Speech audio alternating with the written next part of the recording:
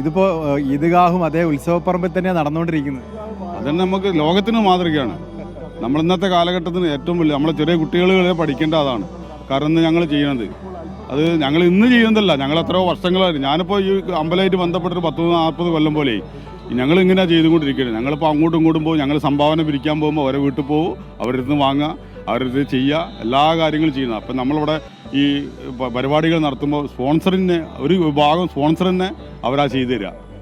ഞങ്ങളേറ്റ് ഇപ്പോൾ ഇവിടെ ഒരു കുട്ടികളെ പരിപാടി നടത്തുന്നുണ്ട്. അത് ഫുള്ള് എത്രയോ കൊല്ലങ്ങളായിട്ട് ഇവിടെ ട്രോഫികളൊക്കെ സംഭാവന ചെയ്യണത് മറ്റുള്ള ആളുകളാണ്. അതിൽ കൊടുക്കൽ വാങ്ങലാണ് കോഴിക്കോട് കേരളം. തീർച്ചയായിട്ടും അത് ഞാൻ പറഞ്ഞില്ല, ഇത് ഇന്നത്തെ കാലഘട്ടം നമുക്ക് അറിയാമല്ലോ. അപ്പോൾ മതത്തിൻ്റെയും ജാതിൻ്റെ ഒക്കെ പേരിൽ തമ്മിൽ പോരടിക്കുന്ന ഈ ഒരു സമയത്ത് ഇതൊരു ഭയങ്കര ഒരു സൗഹൃദ കൂട്ടായ്മയാണ്. ഇവിടെ ഇപ്പോൾ അമ്പലത്തിൽ ഉത്സവമാണെങ്കിലും പെരുന്നാളാണെങ്കിലും നമുക്ക് എല്ലാവർക്കും ഒരേപോലെയാണ്.